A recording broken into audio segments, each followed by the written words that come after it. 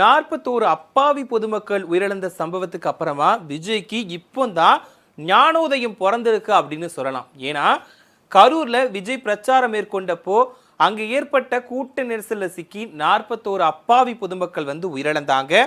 இது தொடர்பா விஜய் இன்னைக்கு வரைக்குமே அந்த பொதுமக்களை போய் சந்திக்கல. அது மட்டும் இல்லாம அந்த கட்சியில் இருக்கக்கூடிய முக்கிய தலைவர்கள் எல்லாருமே மாயமாகிட்டாங்கன்னு சொல்லலாம். அதாவது தலைமறைவாகிட்டாங்க. தங்களுக்கு ஏதாவது நடந்துருமோன்னு பயந்துக்கிட்டு தலைமறைவாகிட்டாங்க. இப்படி இருக்கும்போது விஜய்க்கு அடுத்த கட்டமா என்ன பண்ண போறோன்னு தெரியல.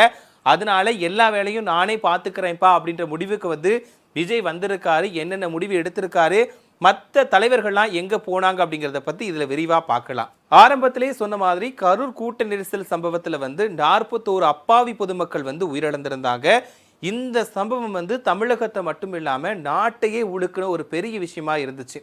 எதுக்கப்புறமா இந்த கூட்ட நெரிசல் சம்பவம் நடந்த உடனேயே விஜய் என்ன பண்றாரு அப்படின்னா, அங்க இருக்கக்கூடிய மக்களை சந்திக்காம உடனே சென்னைக்கு கிளம்பி போயிடுறாரு. நம்மளோட கூட்டத்தை பார்க்கறதுக்கு, அதாவது தன்னை பார்க்கறதுக்கு அத்தனை பொதுமக்கள் வந்திருக்காங்க, அவங்களுக்கு பாதிப்பு ஏற்படுது, பாதுகாப்பு இல்லாம அங்க ஒரு பிரச்சனை வந்திருக்கு அப்படின்ற போது அந்த பொதுமக்களை போய் சந்திக்காம தான் உயிரை பாதுகாக்கிறதுக்காக சென்னை கிளம்பி வந்துட்டார் விஜய்.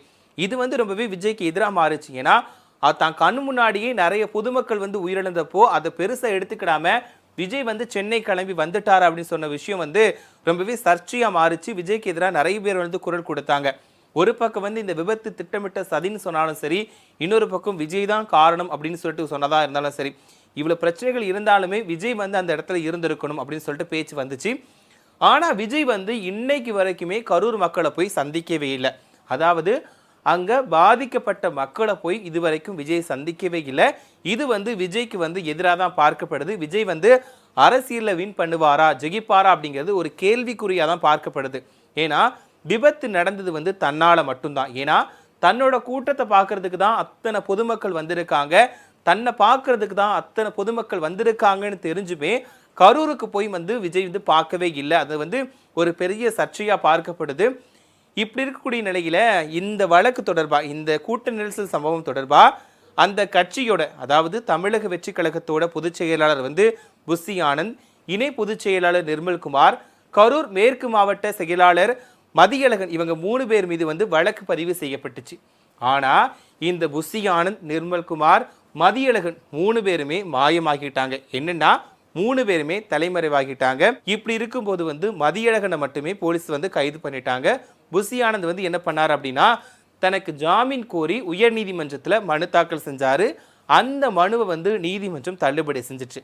இப்படி ஒரு பக்கம் இருக்கும்போது புஷி ஆனந்த் தனக்கு ஜாமீன் கண்டிப்பா வேணும்னு சொல்லிட்டு உச்ச நீதிமன்றத்தில் மனு தாக்கல் செஞ்சிருக்காங்க. அவருக்கு ஜாமீன் கிடைக்குமா கிடைக்காதாங்கிறது தெரியல.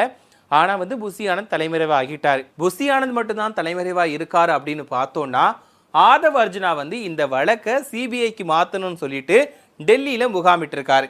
இப்படி பார்த்தோம் அப்படின்னா விஜய்க்கு முக்கிய தலைவர்கள் யாருமே இல்லை, எல்லாருமே மாயமாகிட்டாங்க. அதாவது இந்த வழக்கு தொடர்பா, இந்த பிரச்சனை தொடர்பா யாருமே மக்களை சந்திக்காம அதை டைரக்டா எதிர்கொள்ளாம தலைமறைவாகிட்டாங்க. இது விஜய்க்கு அடுத்த கட்டமா நம்ம என்ன பண்ண போறோம், அடுத்த கட்டமா நம்ம கட்சியை எதை நோக்கி போக போகுது, அடுத்து நம்ம கட்சியை கட்டமைப்பா வலுப்படுத்துறதுக்கு என்ன பண்ணணும் அப்படின்னு சொல்லிட்டு விஜய்க்கு தெரியல. இதனாலதான் ஒரு முடிவு எடுத்திருக்காராம்.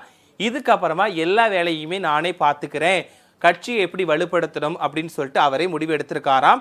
இன்னொன்று என்னன்னா, எல்லா கட்சிகளை பொறுத்த வரைக்கும் தொண்டர் படை அப்படிங்கிறது ஒன்று இருக்கும். அதாவது திமுக, அதிமுக, மதிமுக, தேமுதிக இப்படி எல்லா கட்சிகளை எடுத்துக்கிட்டாலுமே தொண்டர் படையை பொறுத்த வரைக்குமே பொதுமக்களுக்கு பாதுகாப்பு கொடுக்கறது தான் ரொம்பவே முக்கியத்துவம். அதாவது ஒரு கூட்டத்துக்கு அழைச்சிட்டு போறது, மாநாட்டுக்கு போறது, மீட்டிங் அழைச்சிட்டு போறது, இது எல்லாத்துக்குமே தொண்டர் படைங்கிறது ஒரு முக்கியமான ஒரு விஷயம். அதாவது இந்த படை தான் அந்த வரக்கூடிய பொதுமக்களுக்கு பாதுகாப்பு கொடுத்து அவங்களுக்கு என்னென்ன தேவையோ, அதாவது அடிப்படை வசதிகளை செஞ்சு கொடுக்கறது இந்த படையோட வேலை. ஆனா தமிழக வெற்றி கழகத்துல இப்படி ஒரு படையே கிடையாது. அதாவது பொதுமக்களை பாதுகாக்கிறதுக்கான எந்த ஒரு கட்டமைப்புமே கிடையாது. இதுதான் பெரிய பிரச்சனையா மாறுச்சு. சொல்ல போனா இன்ன வரைக்கும் விஜய் அங்க போய் பார்க்கல. என்னன்னா இதுதான் ஒரு சர்ச்சையா இருக்கு. என்னன்னா தனக்கு ஏதோ ஆபத்து வந்துருமோன்னு சொல்லிட்டு விஜய் பயந்துட்டு இருக்காரு. விஜய் அரசியலுக்கு லாய்க்கே கிடையாது, சினிமா மட்டும்தான். அவர் இன்னை வரைக்குமே தன்னை ஒரு சினிமா ஸ்டாரா தான் நினைச்சிட்டு இருக்காரு. ஒரு தலைவருக்கான எந்த ஒரு அங்கீகாரமும் விஜய்க்கு கிடையாது அப்படின்ட்டு மற்ற அரசியல் கட்சி தலைவர்கள் சொல்லிட்டு வராங்க. அது மாதிரி தான் விஜயோட செயல்பாடுகளும் இன்னைக்கு வரைக்குமே இருந்துகிட்டு இருக்கு. இப்படி இருக்கும்போது தான் மற்றவங்களாம் இப்படி சொல்றாங்க, நம்ம கட்சியை வந்து நம்ம கண்டிப்பா வலுப்படுத்தணும் அப்படின்னு சொல்லிட்டு விஜய் மும்முரமா இறங்கியிருக்காரா. அதனால வந்து எனக்கு மற்ற தலைவர்கள் வேண்டாம், எல்லாத்தையும் நானே பார்த்துக்கிறேன், மற்ற கட்சியை மாதிரி எனக்கு வந்து கட்டமைப்பு வலுப்படுத்தணும், அடுத்த லெவலுக்கு கொண்டு போகணும், தொண்டர் படை வேணும் அப்படின்னு சொல்லிட்டு அவர் இருக்காராம். இதுக்காக 2ஆம் கட்ட தலைவர்களோட வந்து பேச்சுவார்த்தை போயிட்டு இருக்கு போல. அதனால கூடிய விரைவில் 2ஆம் கட்ட கட்சி தலைவர்களோட பெயர்களை வந்து விஜய் வெளியிடுவார் அப்படின்னு சொல்லிட்டு எதிர்பார்க்கப்படுது. இப்போ சொல்ல போனோம் அப்படின்னா 2ஆம் கட்ட கட்சி தலைவர்களோட பட்டியலில் இடம்பெற்றிருக்கக்கூடிய நபர்கள் வந்து என்னென்ன பண்ணுவாங்க அப்படின்னா, அவங்களுக்கு வந்து கட்சியோட அடிப்படையை வந்து கட்டமைக்கிறது, அது மட்டும் இல்லாமல் கட்சியோட தேர்தல் பணிகளில் ஈடுபடுவது, அது மட்டும் இல்லாமல் கட்சியோட முழு வேலைப்பாடுகளையும் கவனிச்சுக்கிறது, இது தொடர்பாக வந்து அந்த நபர்களுக்கு வந்து பயிற்சி அளிப்பாங்களாம். அதுக்கப்புறமா அந்த நபர்கள் வந்து விஜய் சொல்கிற வேலையை எல்லாத்தையும் பார்ப்பாங்களாம். இப்படி வந்து விஜய் ஒரு ஒன் மேன் ஆர்மியாக அவரோட வேலையில் வந்து இப்போ இறங்கியிருக்காரு. என்னதான் பண்ணாலுமே வந்து விஜய்க்கு வந்து எதுவுமே நடக்க போகிறது கிடையாது அப்படின்னு சொல்லிட்டு நிறைய பேர் சொல்கிறாங்க. ஏன்னா விஜய்க்கு வந்து அரசியல் புரிதல் கொஞ்சம் கூட இல்லை. ஏன்னா அவர் வந்து பேசக்கூடிய இடத்துல கூட யாரோ எழுதி கொடுத்ததை பார்த்து பேச தான் செய்கிறாரு. ஏன்னா அவர் சொல்லக்கூடிய பெயர்களை கூட தப்பாக சொல்கிறாரு அப்படின்ற மாதிரி பேச்சுக்கள் இருந்துச்சு. இப்படி ஒரு தலைவர் வந்து கண்டிப்பாக தமிழ்நாட்டை காப்பாற்ற போறாரா அப்படின்னு சொல்லிட்டும் நிறைய கேள்விகள் வந்துச்சு. ஏன்னா இன்னும் வரைக்குமே வந்து விஜய் ஏற்கனவே சொன்ன மாதிரி தான், விஜய் வந்து கரூருக்கு போகவே இல்லை, நிவாரணம் அறிவிச்சாரு, வீடியோ வெளியிட்டாரு. அந்த வீடியோவில் கூட விஜய் வந்து பெருசாக எதையுமே சொல்லிக்கல. அதாவது பழி வாங்குற எண்ணம் இருந்துச்சுன்னா என்ன வாங்கிக்கோங்க, என்ன சார்ந்தவங்களை எதுவுமே பண்ணாதீங்க அப்படின்ற மாதிரி அந்த இடத்துல கூட ஒரு சினிமா டைலாக் மாதிரி தான் பேசியிருந்தார். அதாவது சினிமாவில் ஒரு ஹீரோவுக்கு நடந்துச்சுன்னா என்ன வேணாலும் பண்ணிக்கோங்க, என்னோட வீட்டை விட்டுருங்க, என்னோட குடும்பத்தை விட்டுருங்க அப்படின்னு கெஞ்சுற மாதிரி தான் அவர் பேசியிருந்தார். மற்றபடி வந்து அந்த சம்பவத்துக்கு ஒரு பெருசாக எதையுமே பேசிக்கல. ஆனால் என்னென்னா இந்த சம்பவம் நடந்து இவ்வளோ நாட்கள் ஆயிடுச்சு. அதாவது ஒரு நாள் போகலை, 2 நாள் போகலை, அந்த பிரச்சனை முடிந்த வரைக்கும் போகலை. இப்போ வந்து அந்த பிரச்சனையோட தடங்களே இல்லாத மாதிரி போயிட்டு இருக்கு. இப்படி இருக்கக்கூடிய நிலையில கூட விஜய் வந்து அந்த பாதிக்கப்பட்ட மக்களை சந்திக்கவே இல்லை.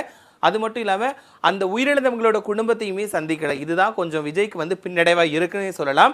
இப்படி இருக்கும்போது 2026 தேர்தலை வந்து விஜய் வந்து எப்படி சந்திக்க போறாரு, எப்படி வின் பண்ண போறாருங்கிறது தெரியல. ஒரு பக்கம் இப்படி இருக்கும்போது விஜய் வந்து ஏற்கனவே அறிவிச்ச பிரச்சார சுற்றுப்பயணத்தை வந்து நிறுத்தி வச்சுட்டாரு.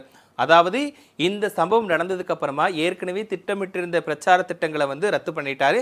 ஒரு பக்கம் விஜய் வந்து சுற்றுப்பயணம் எப்போ மேற்கொள்ளலாம் அப்படின்னு தெரியாம இருக்கக்கூடிய நிலையில அந்த கட்சியில் இருக்கக்கூடிய முக்கிய தலைவர்கள் எல்லாருமே மாயமாகிட்டாங்க. அதாவது தன்னோட உயிருக்கு வந்து முக்கியத்துவம் கொடுத்துட்டு தனக்கு உயிருக்கு ஏதோ ஆபத்து வந்துடுமோ, தன்னை வந்து ஹரஸ் பண்ணிடுவாங்களோ அப்படின்னு சொல்லிட்டு பயந்துக்கிட்டு எல்லாருமே மாயமாகிட்டாங்க. இப்படி இருக்கக்கூடிய தலைவர்களை வச்சு விஜய் வந்து எப்படி அரசியலை வந்து தாக்கு பிடிக்க போறாரு அப்படின்னு தெரியல. அதாவது ஒரு பிரச்சனை வந்துச்சு அப்படின்னா பொதுமக்களுக்கு பிரச்சனை வரும்போது தான் போய் முன்ன நிற்கணும். ஆனால் தமிழக வெற்றி கழகத்தில் வந்து அதுக்கு எதிர்மாறா இருக்கு. பிரச்சனை நடந்துட்டு இருக்கும்போது எல்லாருமே வந்து ஓடி ஒளிஞ்சிடுறாங்க. இன்ன வரைக்கும் வந்து அவங்க வந்து அந்த இடத்துக்கு போகவே இல்லை, மக்களையும் சந்திக்கல. இப்போ சொல்ல போனா 2ஆம் கட்ட தலைவர்களோட பட்டியலை வந்து விஜய் வந்து தயாரிச்சுட்டு இருக்காரா. அவர் மூலமா மட்டும்தான் மற்றவங்களை வந்து கட்சியை வந்து வலுப்படுத்த போறதா சொல்லப்படுது. அது எந்த அளவுக்கு சாத்தியம் அப்படிங்கிறதும் தெரியல. ஒரு அடிப்படை கட்டமைப்பு கூட இல்லாம தான் தமிழக வெற்றி கழகம் வந்து இன்னைக்கு வரைக்கும் இயங்கிட்டு இருந்திருக்கு. அப்படி இருக்கும்போது அந்த பாதுகாப்பு ஏற்பாடுகள் வந்து குறை சொல்றாங்க விஜய் டீம் வந்து. ஆனா இவங்களே பாதுகாப்புக்கான எந்த ஒரு படையுமே உருவாக்காம எப்படி ஒரு மாநாடு நடத்துறாங்கன்னு தெரியல. அதாவது வரக்கூடிய பொதுமக்களுக்கு வந்து கண்டிப்பா நிறைய பாதுகாப்பு கொடுக்கணும். ஆனா தமிழக வெற்றி கழகத்தோட மாநாட்டிலையும் சரி, பிரச்சார சுற்றுப்பயணத்திலையும் சரி, அங்க பாதுகாப்பு கொடுக்கப்படலை. சொல்லப்போனா தண்ணி கூட அங்க பொதுமக்களுக்கு கொடுக்கல. தேவைங்கிறது அடிப்படை வசதிகள் செஞ்சு கொடுக்கலட்டா கூட பரவாயில்ல. பட் ஆனால் அங்கே இருக்கக்கூடிய பொதுமக்களுக்கு குடிக்கிறதுக்கு தண்ணி கூட அங்கே ஏற்படுத்தி கொடுக்கல, தண்ணி வசதி கூட ஏற்படுத்தி கொடுக்கல அப்படிங்கிறது தான் பெரிய ஒரு விவாதமாக இருக்குது. இதெல்லாம் சரி பண்ணி விஜய் வந்து அடுத்து பிரச்சாரம் மேற்கொள்வாரா, இதே மாதிரி ஒரு விபத்து நடக்காதவனும் இருப்பாரா அப்படின்னு தெரியல. விஜய் வந்து கரூரில் மட்டும் ஏன் இந்த மாதிரி நடந்துச்சுன்னு சொல்லியிருந்தாரு. ஆனால் கரூர் நாமக்கல்ல பிரச்சாரம் பண்ணும்போது கூட, அதாவது விஜய் வந்து நாமக்கல்ல பிரச்சாரம் பண்ணும்போது கூட இந்த மாதிரி அடிப்படை வசதி இல்லாமல் நிறைய மக்கள் வந்து மயங்கி விழுந்திருக்காங்க. தண்ணி கூட இல்லாமல் நிறைய பேர் மயங்கி விழுந்திருக்காங்க.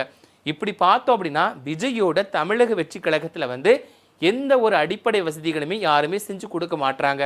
ஏன்னா எப்போவுமே விஜய் கூட பேசுறதுக்கு வந்து கண்டிப்பாக புசி ஆனந்த் வந்து அனுமதிக்க மாட்டார். மற்ற தலைவர்களை, அதாவது மாவட்ட செயலாளர்களை வந்து டைரக்டாக விஜய் கூட பேசுறதுக்கு வந்து புசி ஆனந்த் அனுமதிக்க மாட்டாராம். அவர்கிட்ட போய் சொன்னதுக்கு அப்புறம் தான் அவர் தான் விஜய் கிட்ட போய் பேசுவாராம்.